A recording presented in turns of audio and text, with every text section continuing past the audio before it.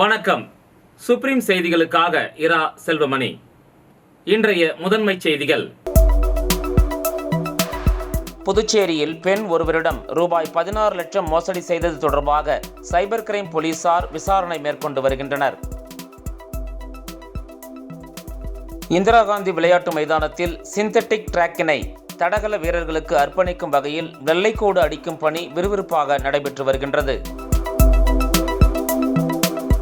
புதுச்சேரி பிராந்தியமான ஏனாமில் உள்ள நலா குளத்தில் டன் கணக்கில் செத்து மிதந்த மீன்களை 2வது நாளாக அகற்றும் பணியில் பொதுப்பணித்துறை ஊழியர்கள் ஈடுபட்டுள்ளனர். பெட்ரோல் பங்கில் பணியாற்றிய ஊழியருக்கு இருசக்கர வாகனத்தை பரிசாக வழங்கிய நகைச்சுவை நடிகர் பாலாவுக்கு புதுவையில் பள்ளி மாணவர் ஒருவர் தாமே உருவாக்கிய சிறிய அளவிலான இருசக்கர வாகனத்தை பரிசாக வழங்கி நெகிழ்ச்சியை ஏற்படுத்தியுள்ளார். இனி விரிவான செய்திகள். புதுச்சேரியில் பெண் ஒருவரிடம் ரூபாய் 16 லட்சம் மோசடி செய்தது தொடர்பாக சைபர் கிரைம் போலீசார் விசாரணை மேற்கொண்டு வருகின்றனர். புதுச்சேரி அம்பாள் நகரைச் சேர்ந்தவர் தாட்சாயணி. இவர் பொருட்கள் வாங்க ஒரு தனியார் நிறுவனத்திற்கு ரூபாய் 16,37,000 ஆன்லைன் மூலமாக செலுத்தினார். ஆனால் அவர் அனுப்பிய பணம் தங்கள் கணக்கிற்கு வரவில்லை என தனியார் நிறுவனம் தெரிவித்துள்ளது. இதனால் தான் ஏமாற்றப்பட்டதை உணர்ந்த தாட்சாயணி சைபர் கிரைம் காவல் நிலையத்தில் புகார் அளித்தார். இதேபோல் ஆன்லைனில் பகுதி நேர வேலை வாங்கி தருவதாக கூறி வினிதாவிடம் ரூபாய் 43,000, மிஸ்ராவி என்பவரிடம் ரூபாய் 89,000, புனிதவல்லி ரூபாய் 85,000, ராஜராஜன் ரூபாய் 54,000 மற்றும் காரைக்காலைச் சேர்ந்த ராமச்சந்திரன் என்பவரிடம் ரூபாய் 43,000 மோசடி செய்யப்பட்டுள்ளது. இது தொடர்பாக சைபர் கிரைம் போலீசார் வழக்கு பதிவு செய்து விசாரணை மேற்கொண்டு வருகின்றனர்.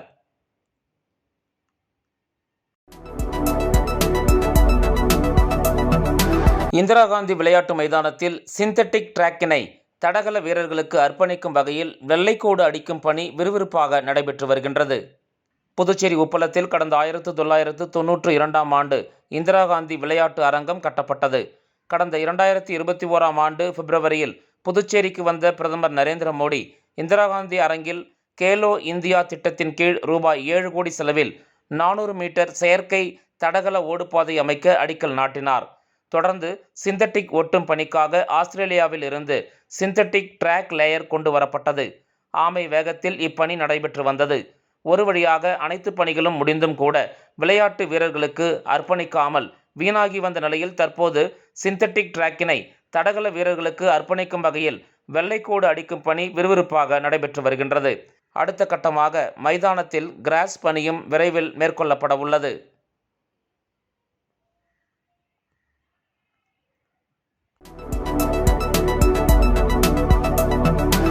புதுச்சேரி பிராந்தியமான ஏனாமில் உள்ள நலா குளத்தில் டன் கணக்கில் செத்து மிதந்த மீன்களை 2வது நாளாக அகற்றும் பணியில் பொதுப்பணித்துறை ஊழியர்கள் ஈடுபட்டுள்ளனர்.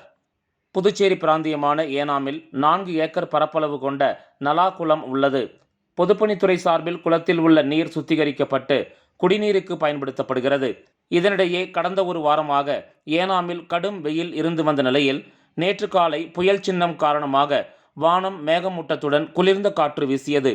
திடீரென சீதோஷ்ண நிலை மாறியதால் நலா குளத்தில் ஆக்சிஜன் குறைந்து ஆயிரக்கணக்கான மீன்கள் செத்து மிதந்தன. இதனால் அப்பகுதியில் துர்நாற்றம் வீசியது. இதுகுறித்து தகவல் அறிந்து பொதுப்பணித்துறையினர் விரைந்து வந்து உள்ளூர் மீனவர்களை கொண்டு இறந்த மீன்களை உடனே அகற்றினார்கள். நேற்று 2 டிராக்டரில் அவை அகற்றப்பட்டன. இறந்த மீன்களை அகற்றும் பணி 2வது நாளாக இன்றும் தொடர்ந்தது.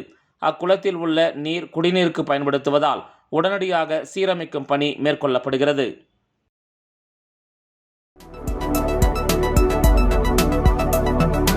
பெட்ரோல் பங்கில் பணியாற்றிய ஊழியருக்கு இருசக்கர வாகனத்தை பரிசாக வழங்கிய நகைச்சுவை நடிகர் பாலாவுக்கு புதுவையில் பள்ளி மாணவர் ஒருவர் தாமே உருவாக்கிய சிறிய அளவிலான இருசக்கர வாகனத்தை பரிசாக வழங்கி நெகிழ்ச்சியை ஏற்படுத்தியுள்ளார். சின்னத்திரை வாயிலாக லட்சக்கணக்கானோர் மனதில் இடம் பிடித்தவர் நடிகர் பாலா. இவரது சமூக சேவை பணிகள் பலரது கவனத்தையும் ஈர்த்து வருகிறது. அந்த வகையில் பெட்ரோல் பங்கில் வேலை பார்க்கும் இளைஞரின் வறுமையை உணர்ந்து இருசக்கர வாகனத்தை பாலா பரிசாக வழங்கினார். இது அனைவராலும் பாராட்டப்பட்டது. பாலாவின் இந்த மனிதநேயமிக்க செயலை பாராட்டும் வகையில் புதுச்சேரி சேலியமேடு கிராமத்தைச் சேர்ந்த 12ஆம் வகுப்பு படிக்கும் ஜெகதீஷ் என்ற மாணவன் பயனற்ற தேங்காய், குருமி, சோளக்கதிர், பனை பொருட்கள் மற்றும் தென்னை நார், சுரக்காய் குடுவை போன்றவற்றை கொண்டு கலைநயம் மிக்க வகையில் பாலா பரிசளித்த இருசக்கர வாகனத்தை தத்ரூபமாக உருவாக்கியிருந்தார். இந்த நிலையில் இன்று வில்லியனூர் ஆச்சாரியா கல்லூரி விழாவிற்கு வந்த நடிகர் பாலா மாணவன் ஜெகதீஷை அழைத்து பாராட்டி அவர் உருவாக்கிய கலைநயமிக்க இருசக்கர வாகனத்தை மகிழ்ச்சியுடன் பெற்றுக்கொண்டார். மேலும் அந்த மாணவனை ஊக்குவிக்கும் வகையில் கட்டித் தழுவி அவரை பாராட்டியது கல்லூரி விழாவில் பெரும் நெகிழ்ச்சியை ஏற்படுத்தியது. இதனைத் தொடர்ந்து செய்தியாளர்களை சந்தித்த பாலா, இதுபோன்ற பரிசு பொருட்களை பெறுவதற்கு நான் தகுதியானவனா என்று தெரியவில்லை. இருப்பினும் தம்பி உருவாக்கிய பொம்மை இருசக்கர வாகனத்தை மகிழ்ச்சியுடன் பெற்றுச் செல்கிறேன். இதுவரை பெரிதாக உதவி எதுவும் செய்யவில்லை, இன்னும் நிறைய செய்ய வேண்டும் என கூறினார் நடிகர் பாலா. அதாவது இன்னைக்கு ஆச்சாரியா காலேஜ் வந்திருந்தேன். அதாவது தம்பியை நான் ரொம்ப நாளாக பார்க்கணும்னு நினச்சேன். அதாவது எனக்காக இந்த பிட்டர்பங்கில் நம்மளோட தம்பி அஜித்துக்கு பைக் கொடுத்ததை பார்த்துட்டு எனக்கு ஒரு பைக் டிசைன் பண்ணியிருந்தாரு. நிறைய நியூஸ்லாம் போட்டிருந்தீங்க. இன்னைக்கு தம்பிக்கிட்ட அந்த பைக்கை நேராக கலெக்ட் பண்ணிக்கிட்டேன். தேங்க்யூ ஸோ மச் பா, லவ் யூ பா, thank you, thanks rod, thank you.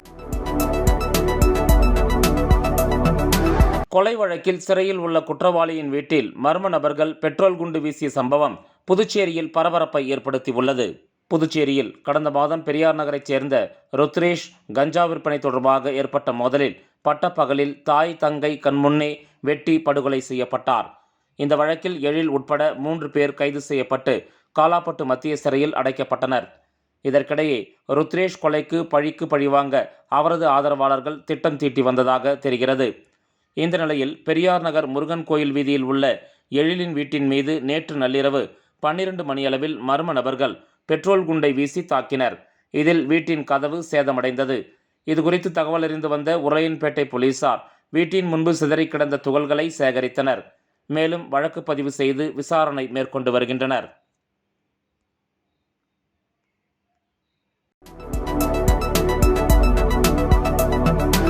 Embalam Draupadi Amman ஆலயத்தில் நடைபெற்ற தீமிதி திருவிழாவில் முதலமைச்சர் ரங்கசாமி உட்பட திரளான பக்தர்கள் கலந்து கொண்டு சாமி தரிசனம் செய்தனர்.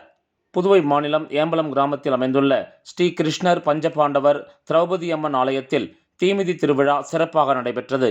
முன்னதாக பக்காசூரனுக்கு சோறு போடுதல், திரௌபதி அர்ச்சுனன் திருக்கல்யாணம், அரவான் கடபலி, கோட்டை வளைத்தல் நிகழ்வு ஆகியன நடைபெற்றது. முக்கிய நிகழ்வாக தீமிதி திருவிழா நேற்று மாலை நடைபெற்றது. இவ்விழாவில் முதலமைச்சர் ரங்கசாமி, சபாநாயகர் ஏம்பலம் செல்வம், துணை சபாநாயகர் ராஜவேலு, ஏம்பலம் சட்டமன்ற உறுப்பினர் லட்சுமிகாந்தன் மற்றும் ஏம்பலம் காங்கிரஸ் பிரமுகர் மோகன்தாஸ் ஆகியோர் சிறப்பு அழைப்பாளர்களாக கலந்து கொண்டு சாமி தரிசனம் செய்தனர். திரளான பக்தர்கள் இதில் கலந்து கொண்டு தீமிதித்து தங்கள் நேர்த்திக் கடனை செலுத்தினர். விளம்பர இடைவேளைக்கு பிறகு செய்திகள் தொடரும்.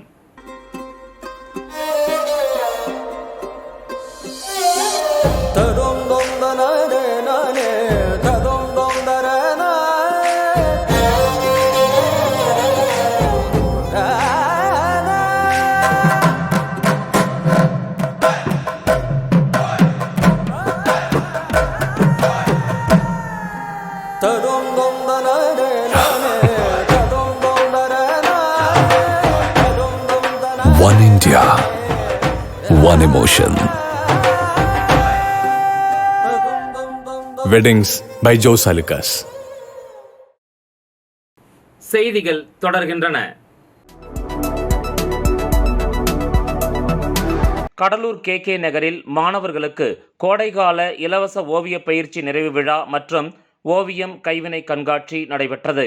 கடலூர் KK நகர் மற்றும் அருகாமை நகர்கள் குடியிருப்பு வாசிகளின் ஒருங்கிணைந்த நகர்நல சங்கம் மற்றும் கடலூர் மஞ்சு கலைக்கூடம் இணைந்து மாணவர்களுக்கு கடந்த 13/5/2024 முதல் 25/5/2024 வரை கோடைகால இலவச ஓவியம் மற்றும் கைவினை பயிற்சி E5 KK நகர் என்ற முகவரியில் நடத்தப்பட்டு அதன் நிறைவு விழா 25ஆம் தேதி அன்று சங்கத் தலைவர் தேவநாதன் தலைமையில் நடைபெற்றது.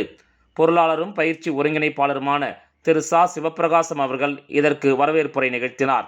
மாணவர்கள் 2 வார கால பயிற்சியில் கலந்து கொண்டு பயிற்சி எடுத்து வரைந்திருந்த ஓவியங்கள் மற்றும் கைவினைப் பொருட்கள் முழுவதும் கண்காட்சியாய் வைக்கப்பட்டு நகர்நல சங்க பொறுப்பாளர்கள் மற்றும் பெற்றோர்கள் பார்வையிட்டு வாழ்த்தி பேசினர்.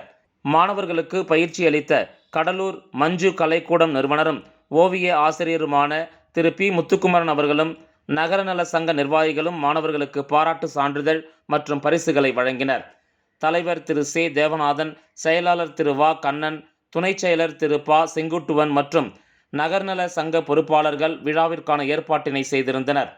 மாவட்ட சுற்றுச்சூழல் ஒருங்கிணைப்பாளர் ப செல்வநாதன் உள்ளிட்ட அருகாமை நகர் குடியிருப்பு வாசிகள் பெருமளவில் கலந்து கொண்டு கண்காட்சியை கண்டுகளித்தனர்.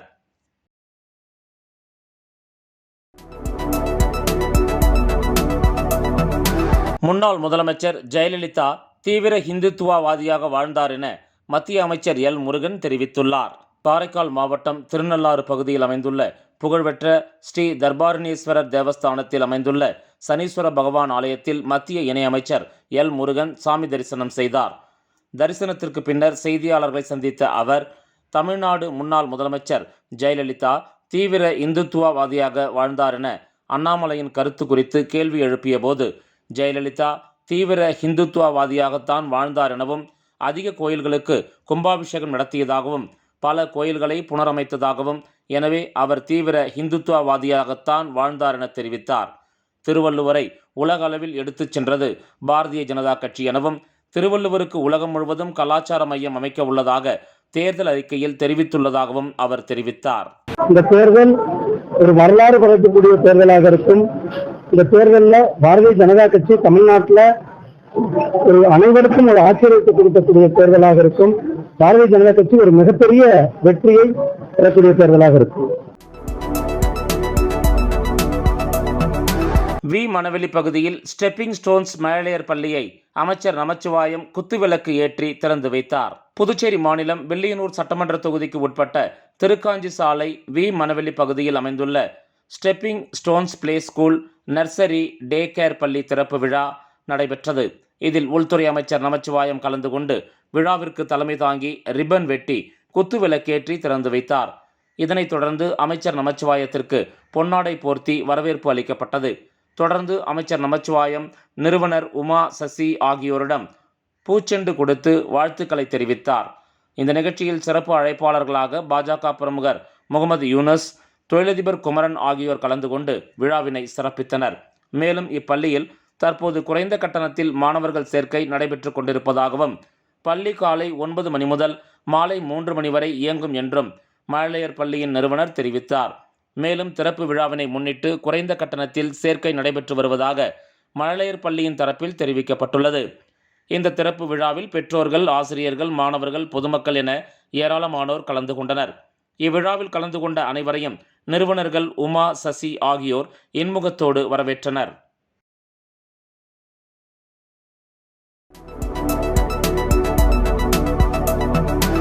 ஸ்ரீ மணக்குல விநாயகர் பொறியியல் கல்லூரியில் பணி ஆணை வழங்கும் விழா நடைபெற்றது.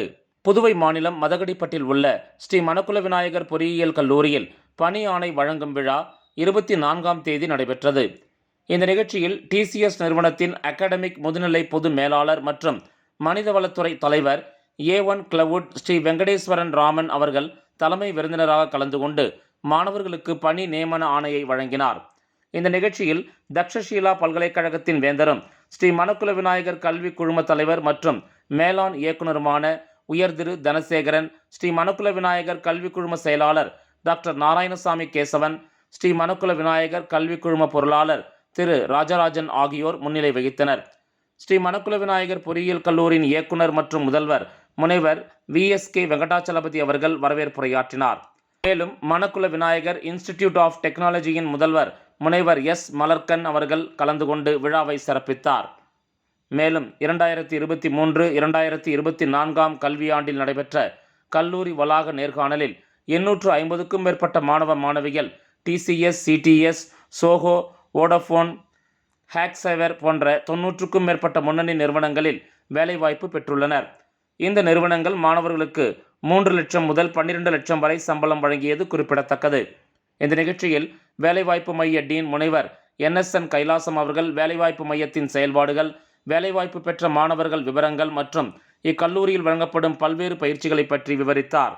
தலைவர் மற்றும் மேலாண் இயக்குனர் திரு ம தனசேகரன் அவர்கள் தனது உரையில் TCS நிறுவனம் 2006ஆம் ஆண்டு முதல் கல்லூரிக்கு உறுதுணையாக இருந்து வருவதாகவும், அதிக எண்ணிக்கையில் மாணவர்களை பணியில் அமர்த்தி இருப்பதற்கு நன்றியினை தெரிவித்துக் கொண்டார். மேலும் மாணவர்கள் பன்முக திறமைகளை வளர்த்து கொள்ள வேண்டும், பெற்றோருக்கு உண்மையாகவும் சமூகத்திற்கு உதவி செய்யும் மனப்பாங்கும் கொள்ள வேண்டும் என்று அவர் கூறினார்.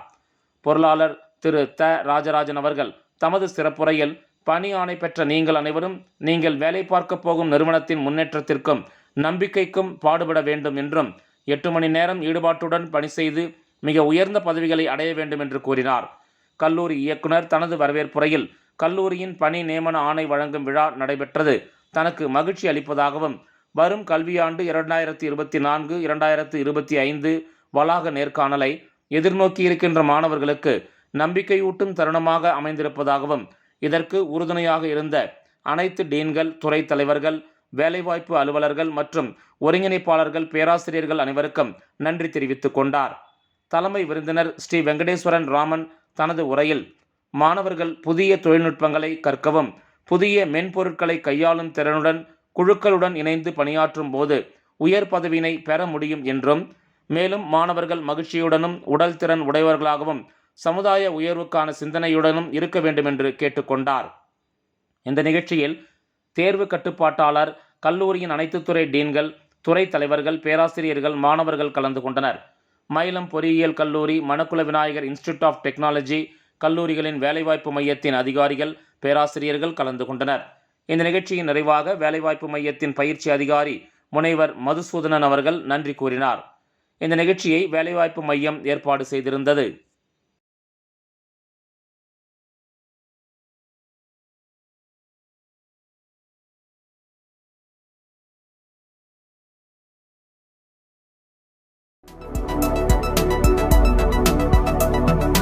கடலூர் பெரியார் அரசு கலைக்கல்லூரியில் வருகின்ற மே 28ஆம் தேதி மாணவர் சேர்க்கை தொடங்குகிறது. கடலூர் பெரியார் அரசு கலைக்கல்லூரியில் 1ஆம் ஆண்டு மாணவர் சேர்க்கை மே 28ஆம் தேதி தொடங்குகிறது என்று கல்லூரி முதல்வர் ராஜேந்திரன் தெரிவித்துள்ளார்.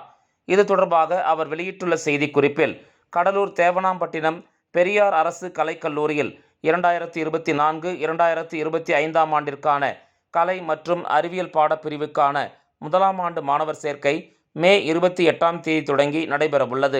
சிறப்பு ஒதுக்கீட்டு பிரிவினர்களான விளையாட்டு பிரிவினர், மாற்றுத்திறனாளிகள், முன்னாள் இராணுவத்தினர், தேசிய மாணவர் படையினர் மற்றும் அந்தமான் நிக்கோபார் பகுதியில் வசிக்கும் மாணவர்கள் ஆகியோருக்கு மட்டும் மே 28ஆம் தேதி காலை 9:30 மணியளவில் சிறப்பு கலந்தாய்வு நடைபெறுகிறது.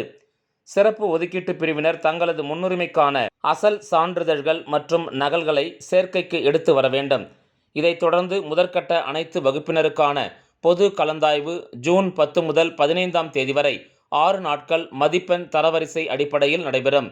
பொது கலந்தாய்வு சேர்க்கைக்கு வரும் மாணவர்கள் அனைவரும் தவறாமல் விண்ணப்பத்தில் குறிப்பிட்டுள்ள அசல் கல்வி சான்றிதழ்கள், சாதி சான்றிதழ், அண்மையில் எடுக்கப்பட்ட பாஸ்போர்ட் அளவு புகைப்படம், ஆதார் அட்டை மற்றும் வங்கிக் கணக்கு புத்தகம் ஆகியவற்றின் அசல் மற்றும் 3 நகல்களை எடுத்து வர வேண்டும் என்று அதில் கூறப்பட்டுள்ளது.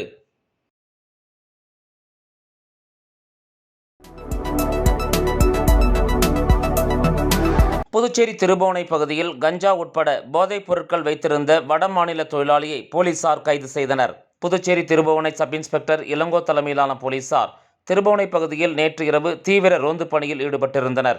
அப்போது சந்தேகப்படும்படி சாலை ஓரம் நின்றிருந்த நபரை பிடித்து விசாரணை மேற்கொண்டதில் அவர் ஒடிசா மாநிலத்தைச் சேர்ந்த ஜெய்பூஷ்னிஷா என்பதும் கஞ்சா உள்ளிட்ட போதைப் பொருட்களை வைத்திருந்ததும் தெரிய வந்தது. இதனையடுத்து அவரை கைது செய்த போலீசார் அவரிடமிருந்து கஞ்சா மற்றும் புகையிலை பொருட்களை பறிமுதல் செய்தனர். மீண்டும் முதன்மை செய்திகள். புதுச்சேரியில் பெண் ஒருவரிடம் ரூபாய் 16 லட்சம் மோசடி செய்தது தொடர்பாக சைபர் கிரைம் போலீசார் விசாரணை மேற்கொண்டு வருகின்றனர். இந்திரா காந்தி விளையாட்டு மைதானத்தில் சிந்தட்டிக் டிராக்கினை தடகள வீரர்களுக்கு அர்ப்பணிக்கும் வகையில் வெள்ளைக்கோடு அடிக்கும் பணி விறுவிறுப்பாக நடைபெற்று வருகின்றது. புதுச்சேரி பிராந்தியமான ஏனாமில் உள்ள நலா குளத்தில் டன் கணக்கில் செத்து மிதந்த மீன்களை 2வது நாளாக அகற்றும் பணியில் பொதுப்பணித்துறை ஊழியர்கள் ஈடுபட்டுள்ளனர். பெட்ரோல் பங்கில் பணியாற்றிய ஊழியருக்கு இருசக்கர வாகனத்தை பரிசாக வழங்கிய நகைச்சுவை நடிகர் பாலாவுக்கு புதுவையில் பள்ளி மாணவர் ஒருவர் தாமே உருவாக்கிய சிறிய அளவிலான இருசக்கர வாகனத்தை பரிசாக வழங்கி நெகிழ்ச்சியை ஏற்படுத்தியுள்ளார். இந்த செய்தி அறிக்கை இத்துடன் நிறைவு பெறுகிறது. வணக்கம்.